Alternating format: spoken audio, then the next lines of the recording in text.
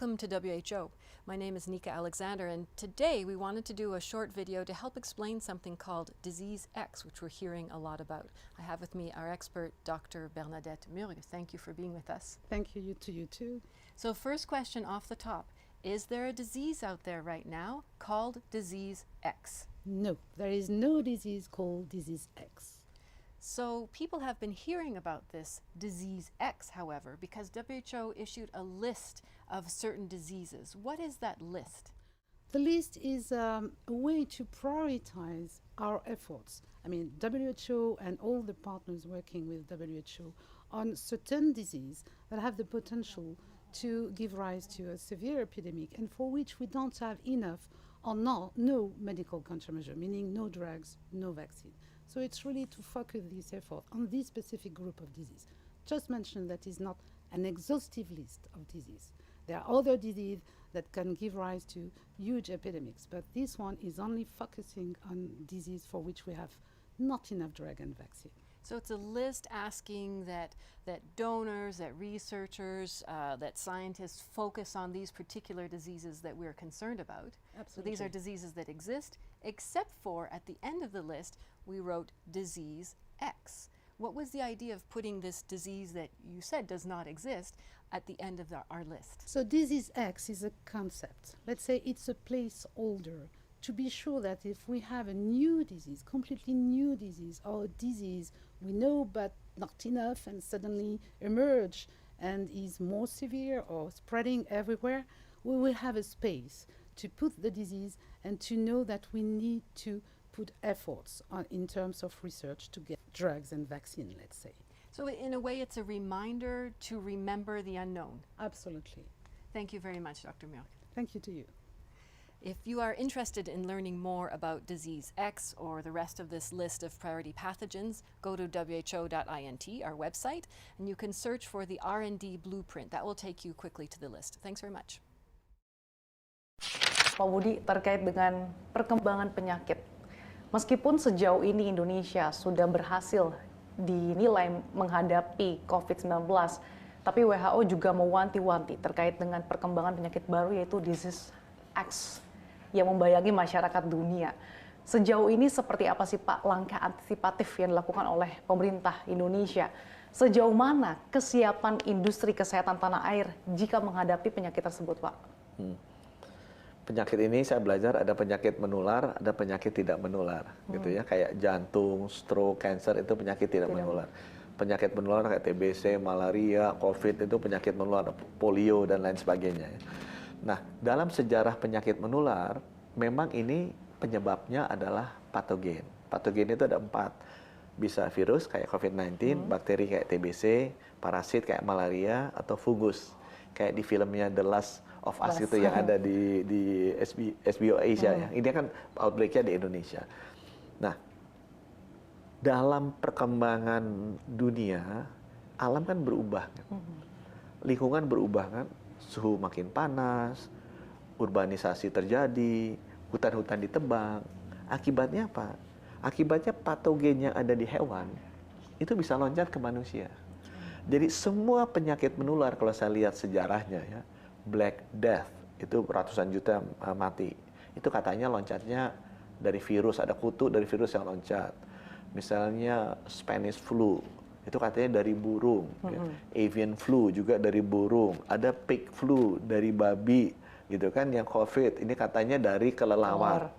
Jadi memang ada bakteri atau virus yang tadinya hidup di hewan loncat ke manusia. Dan kemudian menular di manusia sehingga menyebabkan pandemi karena kita nggak tahu ini baru ini virus dan bakteri ini. Jadi Indonesia melakukan sekali lagi waktu di G20 kita leading inisiatifnya untuk financing, pandemic financing namanya Pandemic Fund. Nah di ASEAN ini kita leading dengan inisiatif One Health Initiative. Jadi yang kita lakukan adalah melakukan penelitiannya di hewan. Sebelum loncat ke manusia, kan ini patogennya ada di hewan nih. Kita cari hewan-hewan mana sih yang kira-kira bisa virusnya loncat ke manusia. misalnya. Nggak mungkin ikan paus kan. Ikan paus kan ketemu orang jarang, kecuali yang nyelam-nyelam deket-deket dia. Jadi nggak mungkin bisa loncatnya mesti lewat air lagi susah. Tapi kalau misalnya kucing, misalnya, kan kita ketemu main sama kucing, bisa loncat tuh. Ayam, misalnya bisa makan ayam, atau kambing misalnya. Itu kan bisa loncat karena kita berinteraksi dengan mereka. Kita identifikasi tuh hewan-hewan mana yang kemungkinan bisa loncat. Kemudian untuk hewan-hewan misalnya top 10 gitu, kita lihat patogennya apa yang mudah loncat, yang kira-kira sama bisa beradaptasi dengan tubuh manusia, bisa ngikat ke reseptor yang ada manusia. Kita lihat, ya udah kalau udah ketahuan hewannya punya probabilitas tinggi, patogennya probabilitas tinggi, udah di genome sequence untuk mendevelop detection tools-nya, vaksinnya, maupun obat-obatannya, terapeutiknya. Jadi kita lakukannya di level hewan. Lebih gampang penelitiannya daripada kita nunggu pindah dulu ke manusia. Jadi begitu salah satu pindah ke manusia, kita udah tahu, oh dulu udah pernah nih, 5 tahun lalu kita penelitian, ini virusnya begini nih. Ini kalau kayak gini kira-kira vaksinnya cocok ini, obatnya ini, ngetesnya pakai alat tes ini. Gitu. Sudah ada langkah-langkah preventif yang dilakukan ya Pak terkait dengan itu? Jadi lebih hulu lagi kita melakukan research and development. Okay. The British government has unveiled a new vaccine research facility where scientists are working to prevent future pandemics. It's located at Porton Down, a high-security research facility best known for its work on chemical warfare. Experts are preparing for what is known as Disease X, or the next pandemic virus. Our health correspondent Dominic Hughes was given rare access to the facility. The delicate task of protecting the nation's health. This is one of the laboratories at Porton Down where scientists are analysing current threats, new variants of COVID, for example, and trying to identify new ones. Inside these purpose-built labs, more than 200 scientists working for the UK Health Security Agency are helping to develop and test vaccines against a range of diseases. It's vital work to keep us all safe. We've got in many respects the toughest job in the world, which is to protect health against infectious diseases and environmental hazards. And it is tough because we know that the risks of new and emerging infections, including those of pandemic potential, is increasing. For decades, scientists at Porton Down have been involved in medical research, as well as the work on chemical and biological warfare, for which the centre is perhaps better known. During the pandemic, laboratories like this one played an absolutely vital role in assessing how effective the vaccines were in combating the coronavirus, and that work continues today. But as well as monitoring how effective existing vaccines are against new COVID variants, the new Vaccine Development and Evaluation Centre is looking at emerging threats for which no vaccine yet exists. One of those is Crimean Congo hemorrhagic fever, a virus that is spread by the bite of an infected tick and is fatal in about 30% of cases. A serious outbreak occurred in Afghanistan in 2017, but the disease is widespread across Africa, Asia, the Middle East and the Balkans. Changes to climate and the way we live mean viruses like this one could find a way to the UK. But equally, the next pandemic could be caused by a virus that has yet to be identified, what experts call Disease X. Dangers known and unknown. These scientists will be working to make sure we're prepared for both. Dominic Hughes, BBC News, Porton Down. Well, on that very issue of Disease X, I've been speaking to Professor Dame Jenny Harries. She's the Chief Executive of the UK Health Security Agency. And I asked her how scientists prepare for a threat when they don't know what that threat is. So that is the challenge which I think you heard our Chief Scientific Officer, Professor Isabel Oliver, describe. But there are a number of steps that we can take. We can be better prepared in terms of surveillance, and we're doing that work separately. But what we do in the UKHSA labs at Porton Down, which is separate, I might say, from the Ministry of Defence facilities for chemical warfare, is get ourselves ready both to isolate the new pathogens, to develop assays so that we can test them accurately, and to work with other partners, with academics and with pharmaceutical companies to test out prototypes for vaccines and then be ready to evaluate them.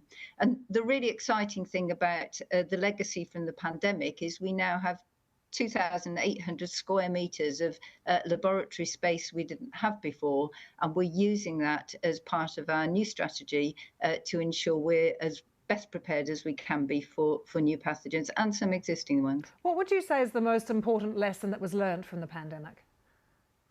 So I think I was going to say partnership was the immediate work that comes to mind, and that's obviously we see that when we work with our directors of public health, for example, in responding to all sorts of infectious disease and chemical and radiological incidents. But actually it applies very much to working with industry as well. The Vaccine Task Force was the group which originally supported this investment in laboratory space at Porton Down at the UKHSA site there. And it is that continuing work which we are planning to continue going forward so that we are ready working together as soon as a pathogen appears, and actually obviously beforehand, so we're prepping as fast as we can. There is that target of being able to deploy hopefully a vaccine within 100 days of the threat being identified. How close are you to that particular target, to making that realistic? So that is an ambition, so to get from an identified pathogen to a vaccine and to therapeutics within 100 days. I mean, to put it in context, that's about a third of the time that it took us to get a COVID vaccine into people's arms, and that was an outstanding record. Usually it takes about 5 to 10 years for a new vaccine to come through. So it is a really challenging ambition, and it won't work for all viruses and bacteria. Some are different shapes, some are more difficult to incorporate quickly. But I do think it is possible for many, and the more we think about it in advance, the more likely we are to achieve it. And that's what the purpose of our new Vaccine Development and Evaluation Centre is.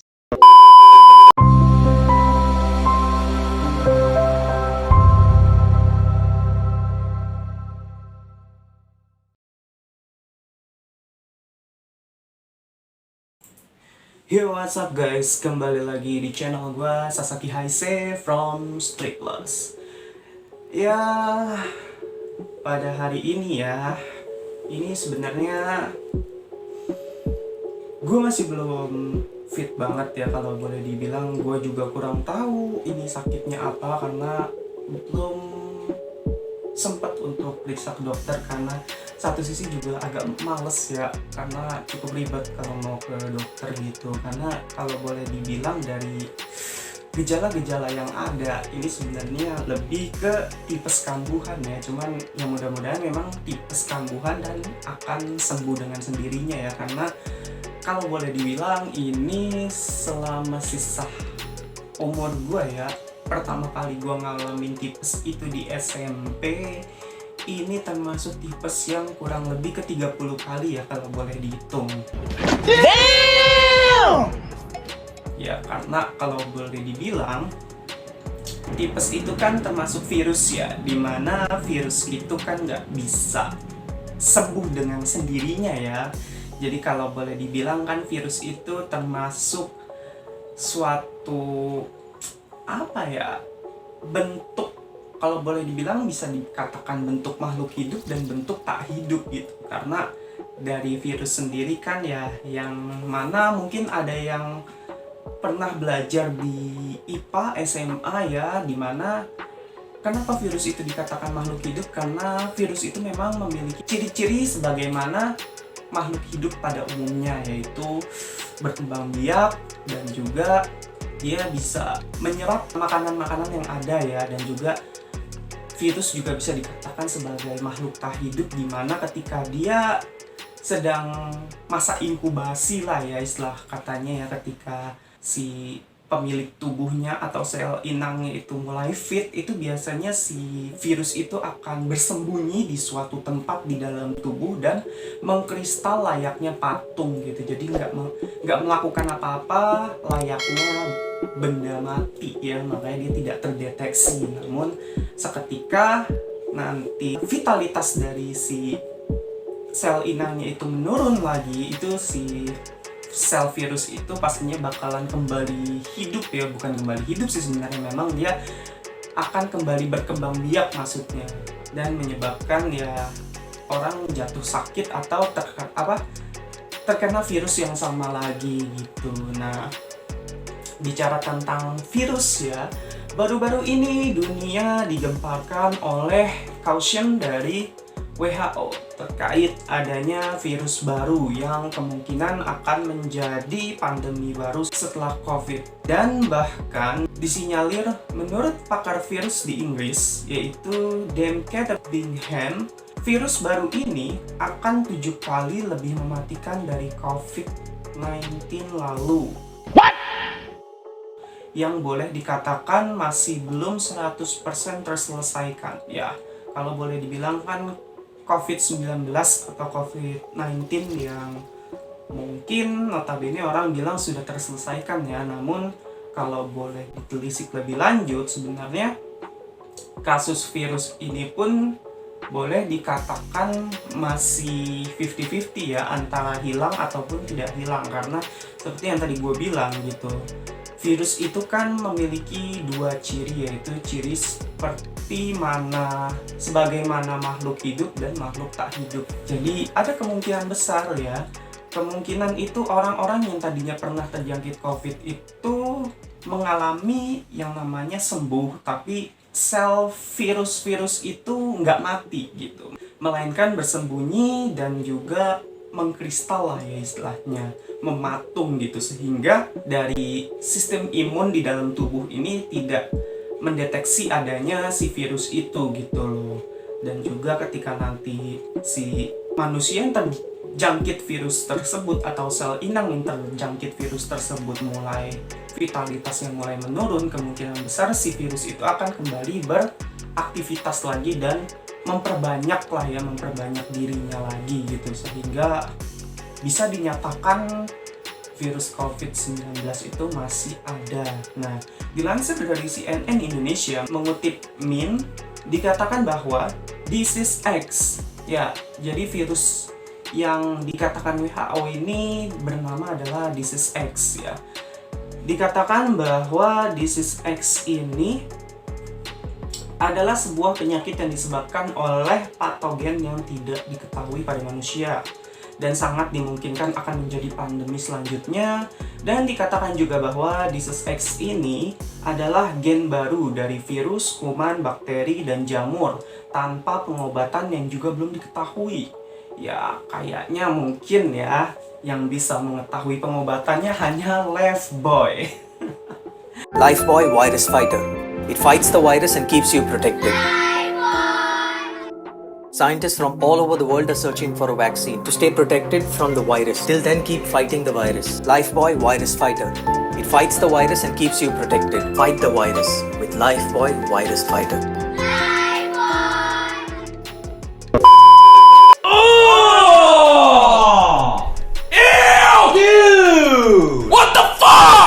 Ya, mungkin ya yang bisa dikatakan memiliki pengobatannya hanyalah Lifebuoy.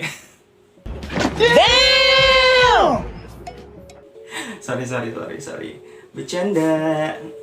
Nah, dan juga diketahui bahwa ilmuwan dunia pun untuk sampai pada saat ini hanya baru mengenal 25 keluarga virus ya.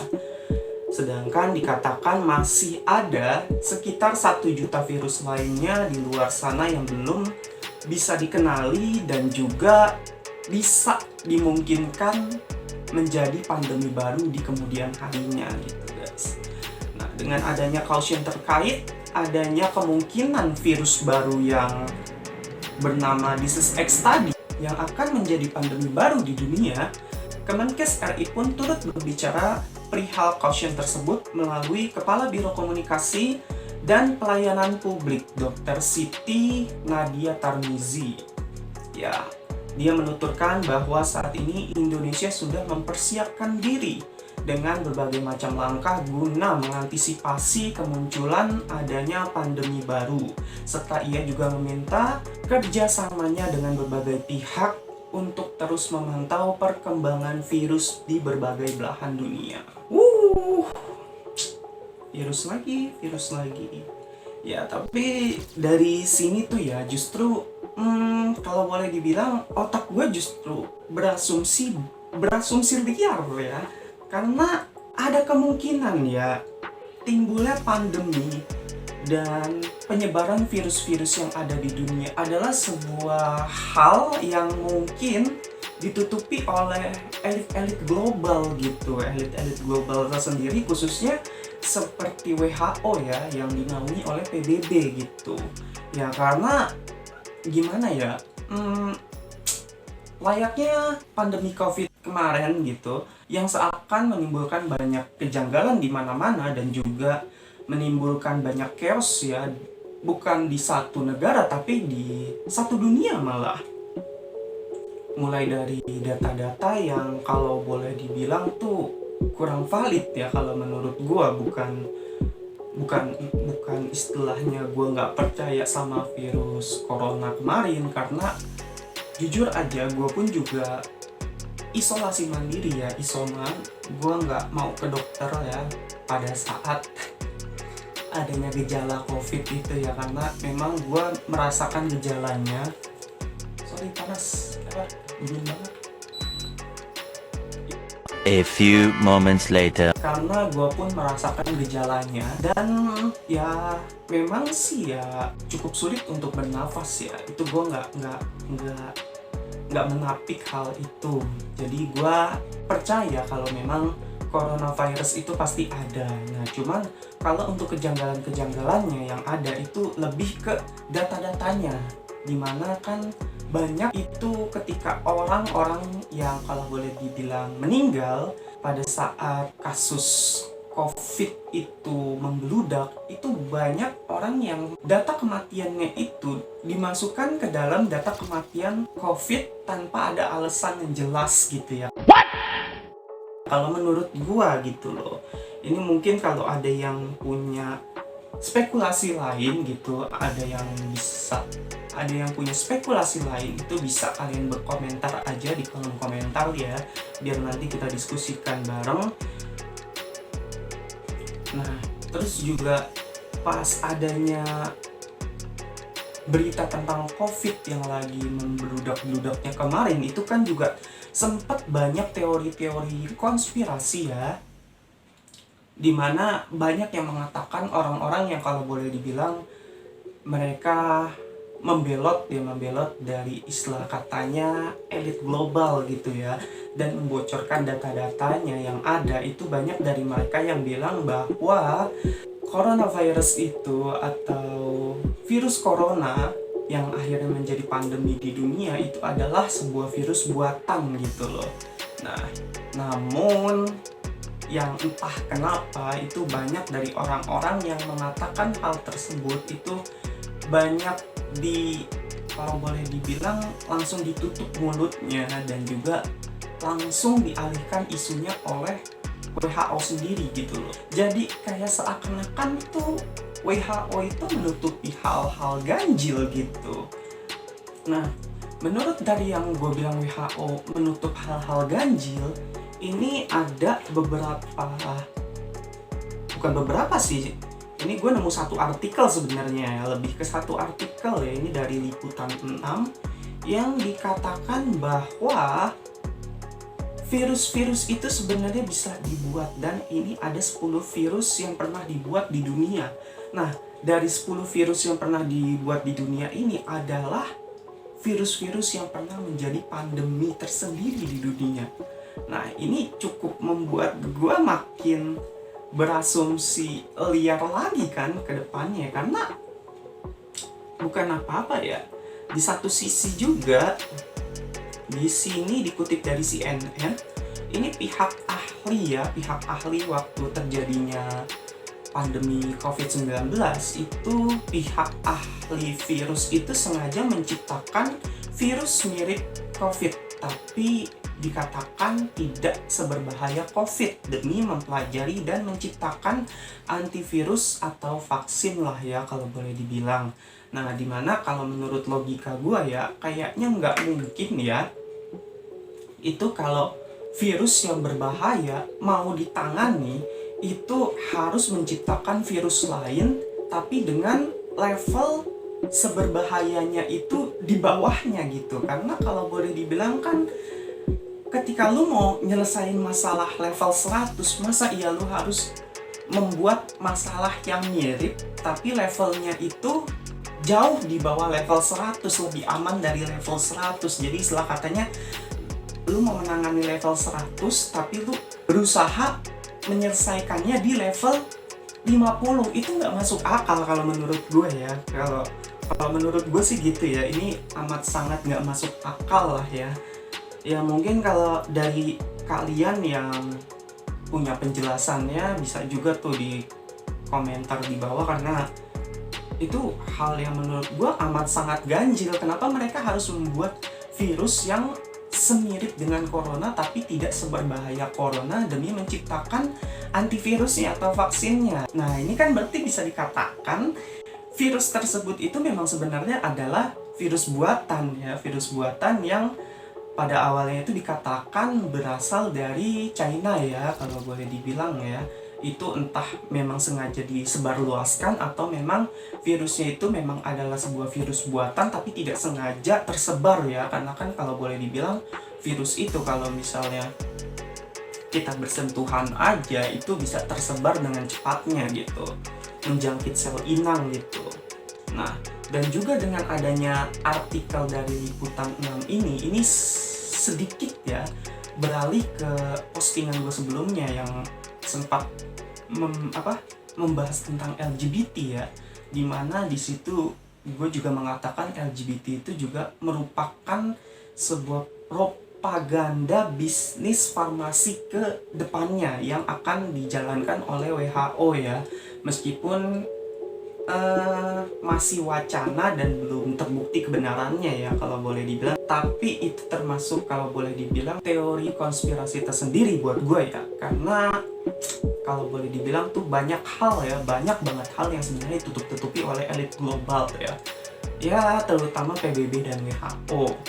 Dari artikel Liputan 6 ini juga yang entah kenapa tuh gue jadi berpikir ke situ gitu loh, apakah memang gitu adanya virus-virus yang selama ini bertebaran dan juga sempat menjadi pandemi di dunia itu adalah kesengajaan dari PBB sendiri atau dari WHO sendiri, yang mana itu udah dirancang oleh elit-elit global demi menciptakan bisnis farmasi mereka ya. Karena kan kalau misalnya lagi ada chaos tentang penyakit atau virus gitu kan, atau virus gitu kan, maksudnya pastinya orang bakal berbondong-bondong mencari antivirusnya, mencari vaksinnya, yang mana sebenarnya virus itu sendiri telah dipelajari ya, bisa mengkristal dan tidak dimungkinkan. Mungkin ada kemungkinan untuk sembuh, tapi itu sulit ya, karena kalau selama gue belajar di SMA itu pun juga dijelaskan virus itu memiliki dua sifat makhluk hidup dan sifat benda mati, dimana ketika dia sedang mengalami terdesak dia akan mengkristal gitu loh, jadi nggak terdeteksi sama sistem imun kita gitu loh ya. Karena kalau boleh dibilang itu kan sempat ada ya teori konspirasi di mana elit global itu akan istilah katanya mengadakan genosida besar-besaran ya untuk meminimalisir populasi manusia di muka bumi. Oh! Ew! Dude! What the fuck? Ya karena kalau boleh dibilang manusia itu di bumi ini kan udah terlalu banyak ya populasinya, dan itu membuat keseimbangan di bumi itu sendiri juga makin nggak balance ya kalau boleh dibilang. Nah dari hal itulah elit-elit global ini kemungkinan ya, ini menurut asumsi gue aja ya, kemungkinan elit-elit global itu memang sengaja menciptakan banyaknya virus-virus gitu, selain untuk bisnis farmasi itu juga untuk meminimalisirkan populasi manusia yang ada, dimana jadi nanti yang akan tersisa hanyalah manusia-manusia yang bisa bertahan dengan banyaknya virus-virus buatan gitu loh. Jadi hanya orang-orang yang kuat imunnya aja yang bakal bertahan di muka bumi gitu loh ya. Ini hanya asumsi liar gua aja ya, mungkin terkait dari pemikiran gua ini juga ada juga dari kalian yang mungkin punya spekulasi lain gitu, dari literatur lain yang mungkin kalian baca gitu, atau yang kalian temukan, itu bisa banget buat menambah masukan ke gua ya, khususnya untuk membahas postingan ini lagi ke depannya, namun dengan penjabaran yang lebih gitu loh. Oke, mungkin sampai sini aja ya untuk pembahasan tentang virus baru yang akan dimungkinkan menjadi pandemi baru juga, yaitu adalah virus disease X ya, dan juga asumsi-asumsi liar gua ya yang mungkin kalian dengar agak cukup gimana gitulah ya. Ya mungkin bagi kalian yang baru banget bergabung dan baru banget menonton video-video gua minta untuk klik like, share, dan komennya, serta kalian juga bisa mengklik subscribe dan juga nyalakan lonceng untuk mendapatkan notifikasi perihal informasi-informasi menarik apa aja yang nantinya bakal dibahas di channel gua. Sasaki Haise from Sleepless. See you the next video. Ciao.